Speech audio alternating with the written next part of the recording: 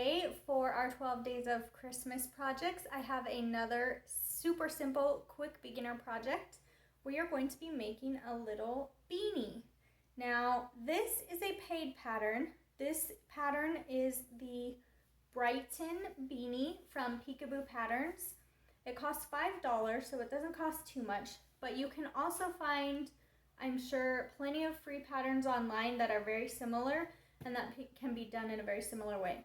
But if you want to make this exact hat that I'm doing, it's a Peekaboo Patterns pattern. It's called the Brighton beanie.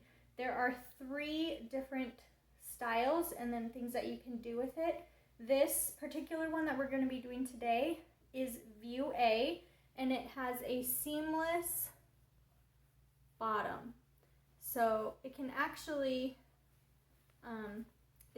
it's folded in on itself, and so it doesn't have a seam on the bottom, which I kind of like that. If you want to spice it up a little bit, you can add a little poof to the top. You can just hand stitch that on after. So those are kind of fun. So let's get started on making our beanie. These are great for stocking stuffers or gifts or just to stay warm over the winter. All right, let's go get started. Okay, so for this beanie pattern, one thing to keep in mind is this is slightly different than a lot of other patterns because it has a fold on 2 sides.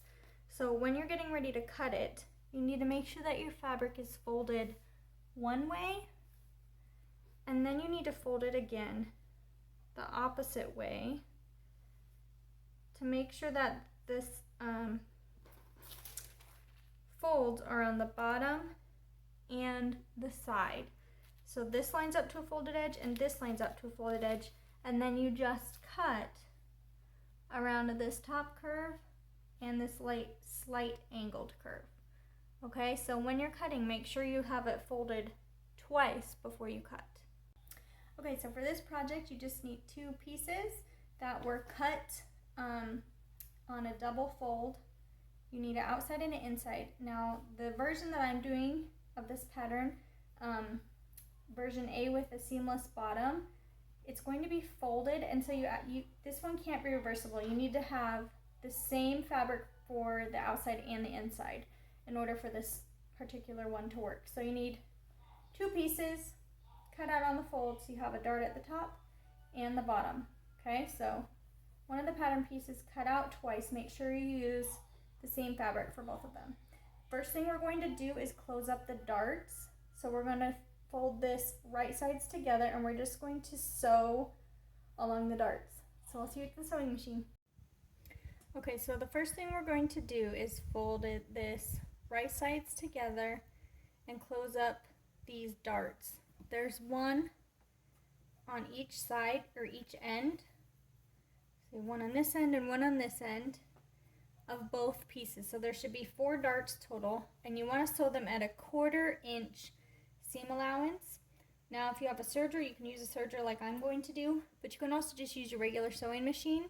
You just need to use a zigzag stitch so that it can stretch. So let's close up these darts.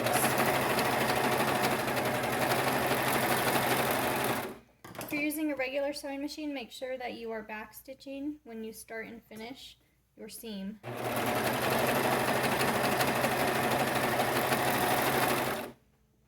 Okay, that's 2 darts done. Now for the other piece.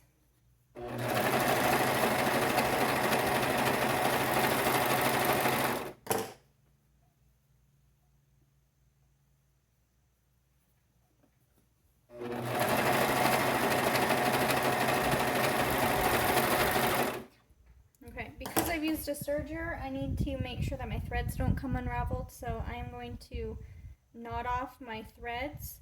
Again, if you're using your sewing machine, you would just want to make sure you're back stitching. So let me finish knotting these off, and then we'll come back and do the next step. Okay, so the next thing we want to do is take our 2 pieces and lay them right sides together, matching up the seams of the darts. And I'm just going to clip at those dart seams to make sure that that stays nice and aligned. Okay, you can clip further along around the edge if you need to. I'm not going to. And then from there, we're going to sew around this whole oval shape, leaving open about 2 inches on the side. So I like to go a little ways away from the curve. So here's the dart up here. I like to go maybe 4 to 5 inches away down the side and leave my 2-inch gap right there. That way it's kind of up on the side of your head is where that lands, and it won't be seen. If you do it right at the top, you might see the seam. If you do it too low, you're going to go where your fold is and where your, like, the brim would be on your forehead, and you don't want to do that. So I kind of aim on the upper side up here to leave my gap. So I'm going to leave about a 2-inch gap, but I'm going to sew around the rest of this, the whole outer edge here. If you're using a sewing machine, again, you do 1/4 inch seam allowance and the zigzag stitch.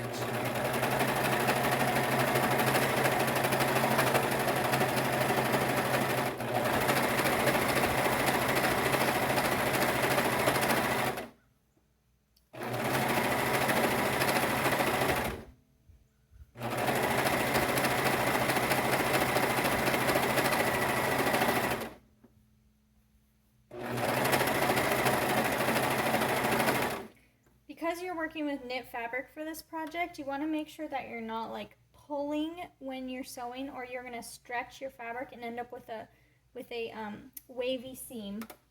So try to not pull too much. Let the feed dogs just guide it through.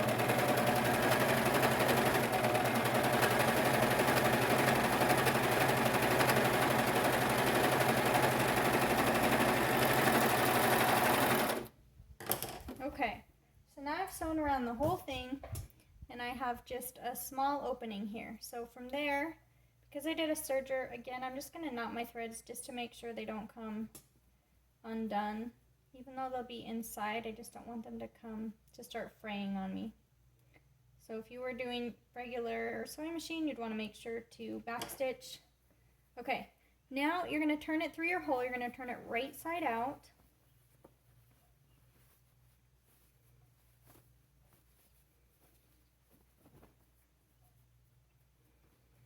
Okay, and make sure that you push out all the edges. Okay, now at this point you could iron it.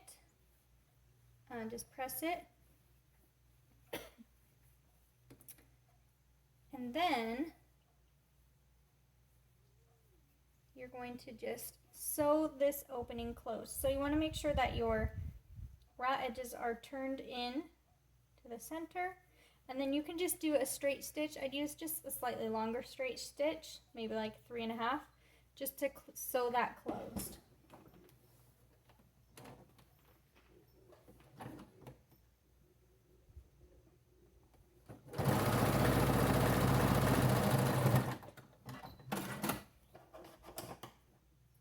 Okay, trim off any threads. All right. And then the last thing we do is have to flip it. Now we just have this flat pancake, but you're going to take the side that you sewed, because you can see that, and you're going to open up and put this dart, this X of a dart with the side that you had sewn, and you're going to push that to the inside, and you're going to find the spot where your darts line up on the outside and the spot where they line up on the inside, and you're just going to use your fingers to feel and pinch from one way or the other, like the outside. Pinch and grab that inside one as well, and then you can just shake and shape your hat out. And there you have a perfect stretchy beanie. Now, depending on which style you use, you might need to top stitch this down.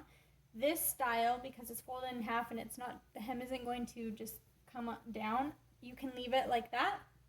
Or if you prefer the look of a top stitch, you could top stitch around. I like it just being flat like this, so I'm just going to leave it, and I'm going to go and I'm going to press it really well so it's nice and flat. This again is just a really super fast, easy project. If you're making it for a little girl, or you want to just add some extra fun, you can put a little poof ball right on here. You just hand stitch it on, and that's kind of fun too. So there we have it, a finished beanie. Perfect for a stocking stuffer or a cold fall or winter day. Hope you enjoyed making it with me. Until next time, happy sewing!